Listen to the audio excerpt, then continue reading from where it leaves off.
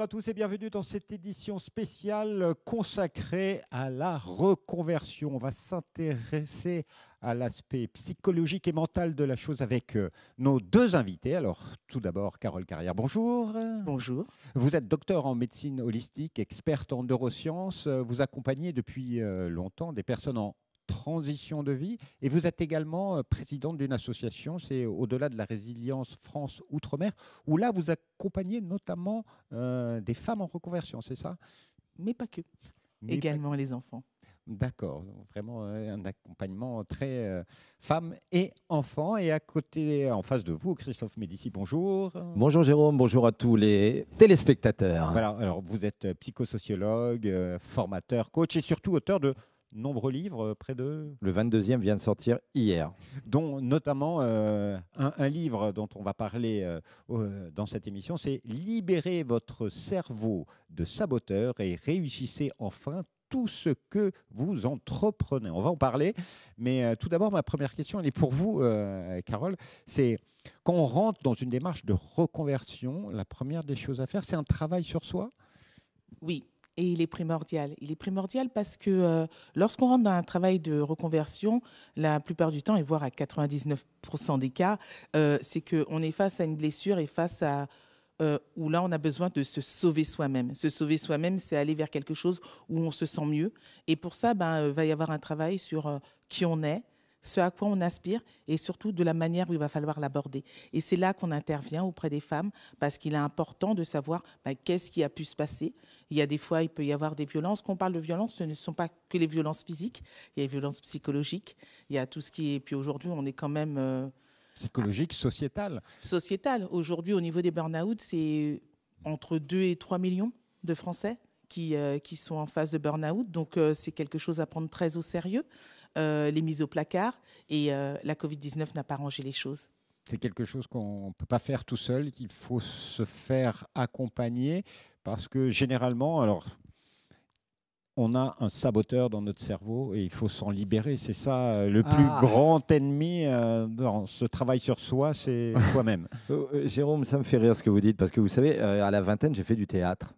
Et pendant 10 ans à peu près, quand je faisais mes études de psychosociologie, et rappelez-vous, il y a une pièce de 1943 de Sartre qui disait, huis clos, je parle de huis clos bien entendu, l'enfer c'est les autres.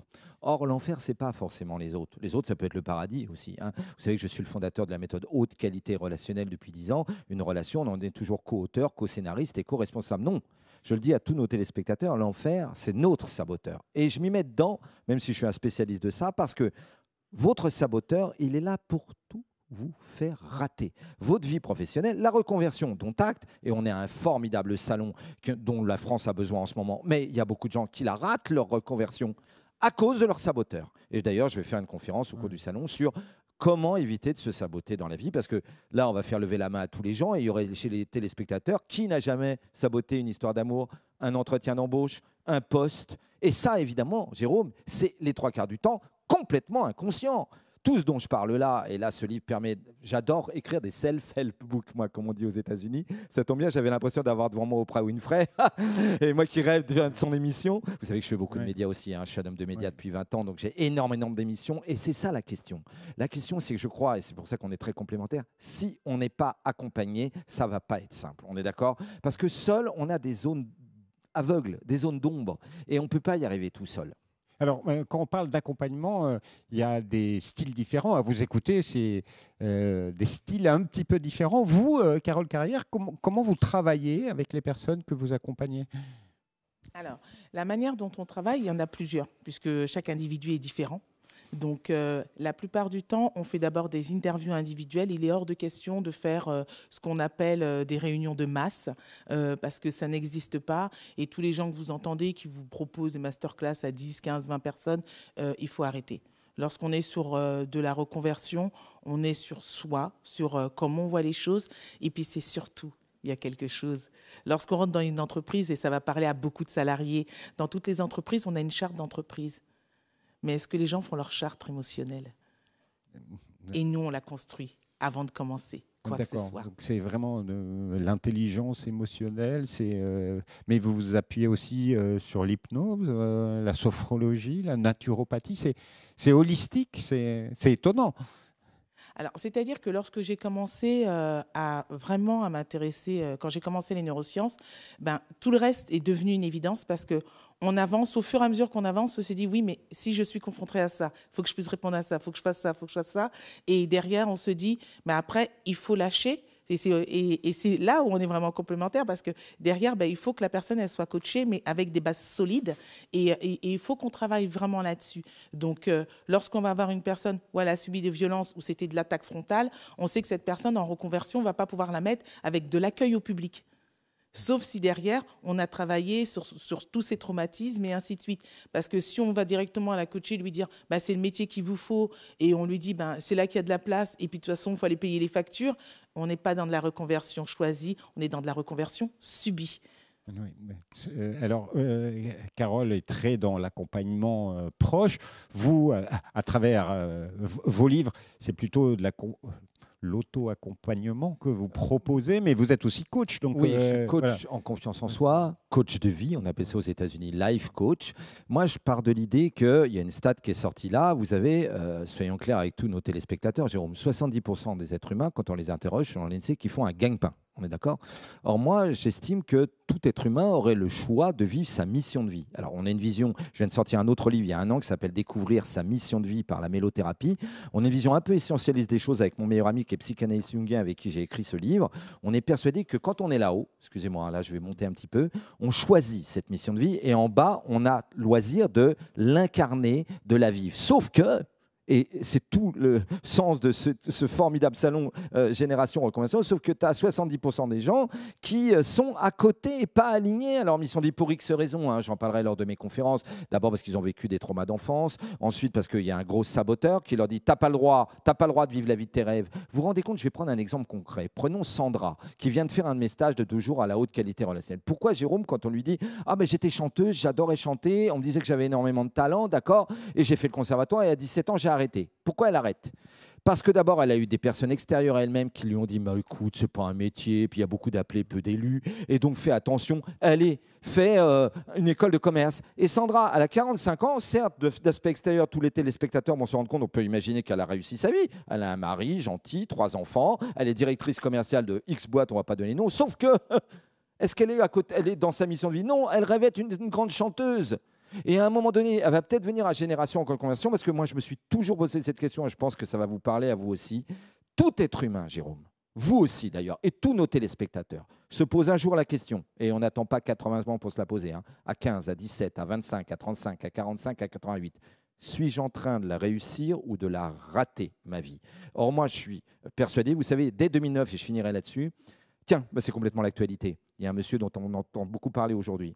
Quand Jacques Séguéla avait voulu le défendre, vous savez, quand il avait dit Séguéla, si à 50 ans on n'a pas de Rolex, c'est qu'on a raté sa vie. Vous vous rappelez ça? 2009, sur le plateau de France 3, où à l'époque j'étais chroniqueur avec Paul Vermus, c'était évidemment Jacques Séguéla. Eh bien moi, je l'ai pris au mot.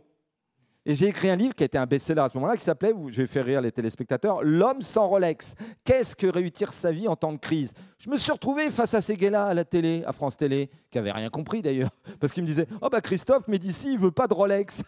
Sauf que, est-ce que c'est avoir une Rolex à 50 ans qu'avoir réussi sa vie? On est bien d'accord, madame la thérapeute, franchement. Mais l'image permet de débattre de ce terme de réussite. Aujourd'hui, est-ce que vous sentez, parce que M. Médicis disait qu'effectivement, il y a de plus en plus de gens qui sont soit dans une insatisfaction, mais est-ce que vous sentez vraiment qu'il y a de plus en plus de personnes qui s'adressent à vous avec des projets de reconversion, qui doivent changer de métier, parce qu'on est dans la reconversion professionnelle? Alors, il faut savoir que lorsque quelqu'un vient voir un thérapeute, la plupart du temps, c'est avec une excuse. On vient toujours avec une excuse, on ne vient jamais avec le réel problème. Et c'est l'écoute, c'est l'accompagnement qu'on fait au fur et à mesure qui va permettre que la personne va parler exactement de ce qu'elle aime, de ce qu'elle n'aime pas. Et puis moi, quand quelqu'un vient me voir, la première chose que je lui dis, on va faire le tour de tout ce que vous n'aimez pas. Et en faisant le tour de tout ce qu'on n'aime pas, ben, automatiquement, ça va être des sons, ça va être pas mal de choses. Je vais passer par pas mal de choses. Premier rendez-vous, je vais avoir des bracelets, je vais les cogner. Je vais dire, est-ce que ça, c'est un son qui vous effraie? C'est quelque chose qui vous gêne? Et c'est ce qui va permettre aussi de dire, ben, dans mon bureau, j'ai quelqu'un, elle a toujours des bracelets, fait exprès de les cogner. Et ainsi de suite. Là, on est sur de la violence silencieuse qui est subie au sein du travail. Et ça permet de démystifier pas mal de choses et savoir après vers quoi on va les travailler et vers son bien-être. Mais le bien-être, eh ben, il va passer par balayer tout ce qu'on n'aime pas. Mais parce qu'on est sur le salon Génération Reconversion professionnelle, vous aussi, vous voyez, vous sentez qu'il y a de plus en plus de Français qui pensent reconversion professionnelle? Jérôme, le problème aujourd'hui, on ne va pas dire à tout le monde que la France est en souffrance, d'accord? C'est un doux euphémisme, qu'il y a une grosse crise, et notamment dans le monde du travail. Pourquoi? Parce que beaucoup de gens sont en quête de sens. Et je dirais aux 3 dimensions du mot sens. On oublie quelques dimensions du mot sens. Bien sûr, il y a le sens, la direction. Dans quelle direction elle va, ma vie professionnelle? Et un salon aussi génial que Génération Reconversion, créé par Transition Pro, dont le directeur Stéphane Mas est un homme exceptionnel, et je pèse mes mots. C'est vraiment un homme que j'admire énormément. La direction, parfois, on a le droit de la questionner. J'ai dit tout à l'heure qu'à un moment donné, on peut se poser la question, est-ce que je pourrais pas changer de direction? Bon. Ensuite, le sens au sens de la signification. Regardez le nombre de métiers qui avant étaient passionnants. Enseignant, métier des hôpitaux, médecins, infirmières, tout ça. Regardez tous ces métiers-là. J'ai beaucoup d'amis, moi, qui étaient enseignants et qui étaient médecins dans les hôpitaux, Jérôme. Tellement ils sont écœurés par tout ce qui se passe depuis ces dernières années. Mais ils claquent la porte. Pourquoi? Parce que la signification du métier qu'ils faisaient il y a 15-20 ans n'est plus la même. Et il y a ce que... Alors, je vais faire un petit peu 10 secondes, on va passer sur France Culture. Il y a toujours ce que dit Max Weber, la prophétie de départ. Quand tu choisis un métier, madame la thérapeute, vous le savez aussi bien que moi, on ne fait pas un métier par hasard. Vous-même non plus, les techniciens, tout le monde, il y a toujours un sens. Sauf qu'à un moment donné, le sens du début, ça c'est la prophétie de départ dont parle Max Weber, mais il y a le mois, les années qui viennent, et l'infirmière qui était à Sainte-Camille 20 ans après, c'est pas comme quand elle était infirmière en l'an 2000 ou en 90. Moi j'ai un de mes meilleurs amis, Majid Seossine, 30 ans, et il y croyait en tant que gériatre. Eh bien, il vient de quitter l'hôpital, et nos amis enseignants. Eh bien, à un moment donné, des salons aussi géniaux que Génération Reconversion, parce que moi, je crois qu'il y a une seule chose. Hein. La vie, c'est une journée. Je crois que si vous êtes d'accord avec moi, il suffit d'une rencontre, d'une relation pour que tu aies un déclic. Peut-être que les gens qui vont venir à ma conférence tout à l'heure, à une de mes 2 conférences, Christophe Médici va leur donner un déclic et ta vie peut changer. Ça change en pas grand-chose, la vie. Hein. Et puis, en bien comme en mal. Parfois, il y a des gens qui sont au mauvais endroit au mauvais moment. Demandez à Jubilard, voilà, à la femme Jubilard. Voilà, donc, voilà. Mais on est à Génération Reconversion. Tout le monde peut changer. Et j'entends votre conseil quelque part, parce que c'est si vous aviez un conseil tous les deux à donner à des gens qui sont en train de travailler, votre conseil, c'est trouver un sens à sa vie professionnelle. La dimension du mot sens, vous vous rappelez, j'avais dit qu'il y en avait 3. Il y a la direction, il y a la signification, et ça va nous parler à tous les 3. Il y a le feeling aussi. Comment tu le sens? C'est comme un humain, il y a des gens, c'est les 5 sens. Je le sens ou je la sens pas, cette boîte? Parce que parfois, c'est pas le métier qui t'ennuie, c'est l'endroit où tu le fais, c'est la crèmerie où tu l'as fait. Je suis un homme de médias, il y a des médias en ce moment, ils n'ont plus de sens, au sens du feeling, on est d'accord, ils ont envie de changer de crèmerie, on se comprend. Hein, dans certains métiers type bolosphère, machin. Voilà, moi, j'aimerais pas, moi, quand on m'invite dans la bolosphère, je dis toujours non, je suis pas bolosphère, moi. Et vous voyez, j'ose le dire, parce que c'est des médias d'extrême droite. Il faut dire la vérité, mettons les pieds dans le plat. Donc, il faut trouver du sens à sa vie professionnelle. Et voilà, s'il y avait un piège pour terminer, un conseil ou un piège à éviter, qu'est-ce que vous avez envie de dire à nos... lequel, le conseil ou le piège? Allez, les deux. Écoutez les autres, c'est le piège. Et s'il y a un conseil, on n'a jamais fini de se former et d'apprendre. Et aujourd'hui, dans ce salon, à Génération Reconversion, il y a tout. Et il y a tout ce qu'on peut souhaiter pour pouvoir, si on a eu le déclic, et je pense qu'il y aura le déclic au niveau de différentes interventions, et ça va permettre à beaucoup de personnes, même au niveau de leur interrogation, de se rapprocher également de nous et de voir les choses qui sont possibles pour aller au-delà. Le piège à éviter pour vous? Le piège à éviter, ça ne va pas vous étonner, c'est le saboteur, c'est-à-dire qu'on peut être son meilleur ami, mais on peut être son pire ennemi. Et je dirais cette phrase, fais attention à ton mode de pensée, à ta façon de t'exprimer, ils peuvent bien devenir la prophétie de ta vie. Celui qui a dit ça, c'est un homme qui s'appelait Saint François d'Assise au XIIIe siècle. 7 siècles avant les révolutions des psychos, il savait que ce que tu penses, ton mindset, ton état, et ce que tu dis, c'est ça qui va faire que tu vas réussir ou rater. Le piège, il est là, Jérôme. Merci beaucoup à tous les deux pour votre regard. Et quant à nous, on se retrouve bientôt pour une nouvelle émission. Vous l'avez compris, le salon Génération Reconversion vous permet de découvrir toutes les bonnes adresses, les bons plans et tous les dispositifs qui peuvent vous accompagner dans votre reconversion professionnelle. Au revoir et à bientôt.